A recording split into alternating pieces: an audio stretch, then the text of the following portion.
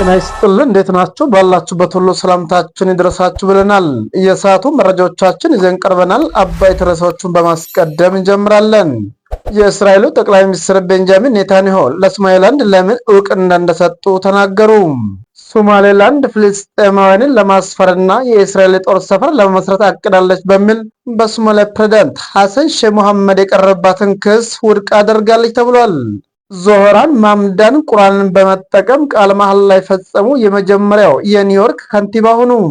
የ2026 የፈረንጆቹን አዲስ በዓል አቀባበል በዓለም ዙሪያ የተለያዩ ሀገራት አዲሱን 2026 ዓመት ተቀብለው በማክበር ላይ ይገኛሉ። እነማን ሀገራት ናቸው የሚለውን እንመለከታለን። ቆይታችሁን ከአፍሪካ ታይምስ ጋር አድርጉ እያልን ወደ መረጃዎቻችን እናልፋለን። አብራችሁን ቆዩ። ወደ ቀዳሚ መረጃችን ስንሻገር የእስራኤሉ ጠቅላይ ሚኒስትር ቤንጃሚን ኔታንያሁ ለሶማሌላንድ ለምን እውቅና እንደሰጡ ተናገሩ። የእስራኤሉ ጠቅላይ ሚኒስትር ቤንጃሚን ኔታንያሁ ኒውስ ማክስ ከተሰኘው የአሜሪካን ሚዲያ ጋር ሰፋ ያለ ቃለ ምልልስ ያደረጉት ሲሆን ከተነሱላቸው ጉዳዮች አንዱ የሶማሌላንድ እውቅና የተመለከተ ነው። ሲናገሩም ጠቅላይ ሚኒስትሩ ሶማሌላንድ ሙስሊም ሀገር ናት፣ 6 ሚሊዮን የተረጋጉ ሙስሊሞች የሚኖሩባትና የአብርሃምን ስምምነት መቀላቀል የሚፈልጉ ህዝቦች ያሉባት ናት ያሉት ጠቅላይ ሚኒስትሩ ይህም በራሱ ጥሩ ነገር መሆኑን አስረድተዋል። ጠቅላይ ሚኒስትር ኔታንያሁ ጨምሮ ሶማሌላንዶች ዲሞክራቶች ናቸው ምርጫ ያደርጋሉ ብሏል። የተቀራ ሶማሊያ ግን በአልሸባብ ከባድ ትርምስ ውስጥ የገባው ከመሆኑም በላይ ከ10 ዓመት በላይ ምርጫ አድርጎ አያውቁም ብሏል። ስለዚህም ከሶማሊያ ይልቅ ሶማሌላንድ የተረጋጋ ሀገር ናት ብሏል።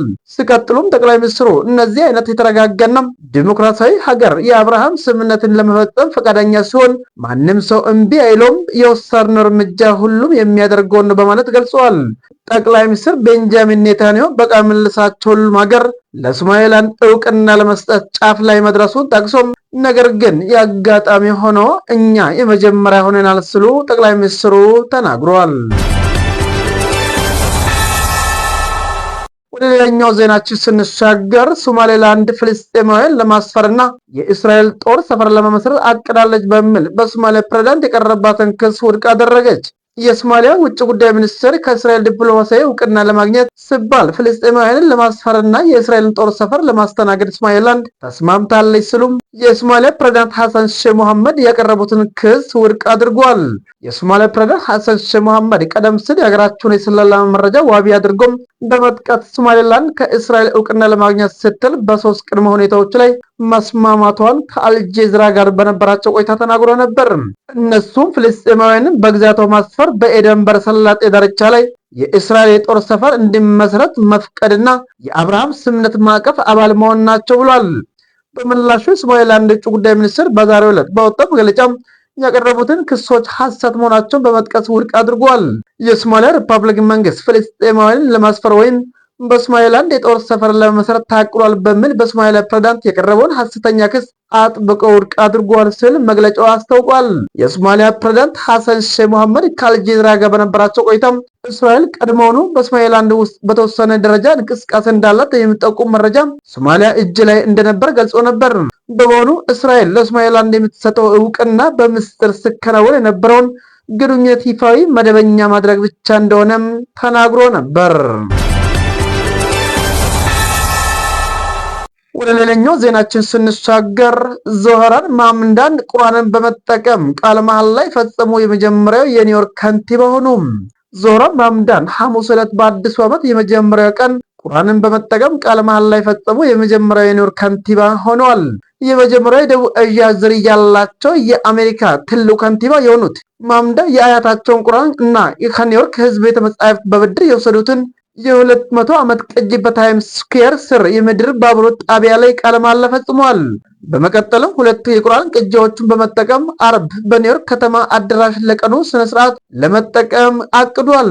ከቤተ መጻሕፍት የተወሰዱትን ታሪካዊ ቁርአን በአንድ ወቅት የጥቁር ታሪክ ምሁርና ደራሲ አርቱሮ ሾምበርግ 4000 መጻሕፍቶቹን እንደ አውሮፓውያን አቆጣጠር በ1926 የሾምበርግ በጥቁሮች ባህል ምርምር ማዕከል ከተለገሰው የተገኘ ነው ተብሏል።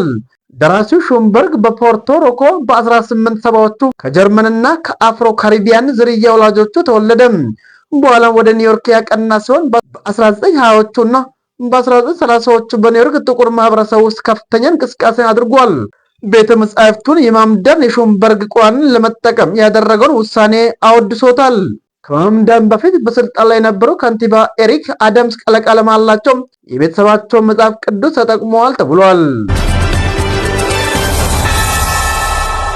ወደ መጨረሻችን መረጃ ስንሻገር የ2026 የፈረንጆቹ አቀባበል በዓል ዙሪያ የተለያዩ ሀገራት አዲሱን ዓመት የ2026 ዓመት ተቀብለው በማክበር ላይ ይገኛሉ። በዓለም ዙሪያ 2026 ሲገባ በተለያዩ ርችቶችና እንደ ሀገራቱ ባህልና እሴት በደማቁ ተቀብሎታል።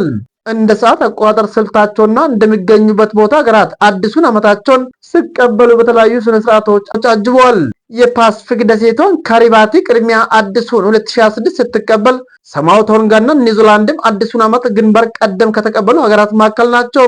እነ ካሪባቲ 2025ን በመሰናበት የመጀመሪያዎቹ ሲሆኑ የአሜሪካዎቹ አላስካና ሃዋይ ደግሞ 2025 በመሰናበት የመጨረሻዎቹ ይሆናሉ። ኒውዚላንድ 2026ን በመቀበል ከመጀመሪያዎቹ መካከል ከመሆናቸውን ባሻገር ርችት በመተኮስ በደማቁ አክብረዋል። ከኒውዚላንድ ባሻገር አውስትራሊያ ደማቁን የአዲስ ዓመት አከባበር በአደባባይ ላይ አሳይታለች ተብሏል። በሲድኒ ሃርበር ድልድይ ዓለም የምትጠቀመውን ደማቁን ርችት ስነ ስርዓት አድርጋለች ተብሏል። ጃፓን፣ አሜሪካ፣ ቻይና፣ ብራዚል፣ ደቡብ ኮሪያና ዩናይትድ አረብ ኤሚሬቶች እና ሌሎች በርካታ ሀገራት 2026ን ከተቀበሉ መካከል ናቸው ተብሏል። ውድ የአፍሪካ ታይምስ ቤተሰቦች የሰዓቱን መረጃዎቻችን ያደመጣችሁት ይመስል ነበር። ስለተከታተላችሁን እያመሰገን ቻናላችንን ሰብስክራይብ፣ ላይክ፣ ሼር በማድረግ ቤተሰብ እንድትሆኑ እየጋበዝን በዚሁ ተሰናበትን። ጤና ይስጥልን ብለናል።